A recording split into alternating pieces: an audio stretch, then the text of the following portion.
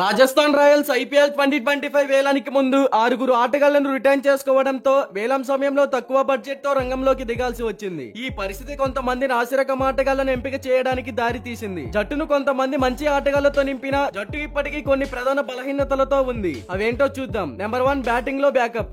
Batting విభాగంలో బ్యాకప్లు లేకపోవడం ప్రధాన సమస్య. ఫస్ట్ చాయిస్ బ్యాటర్లకు ప్రత్యామ్నాయంగా సరైన బ్యాటర్ లేకపోవడం, జట్టులో గాయాలు అయినా లేదా ఏ బ్యాటర్ అయినా ఫామ్ ని కోల్పోయే సందర్భం వస్తే పెద్ద సమస్యగా మారవచ్చు. నెంబర్ 2, సరైన ఆల్రౌండర్ లోపం. మరో ముఖ్యమైన అంశం జట్టులో నిఖర్చైన ఆల్రౌండర్ లేకపోవడం.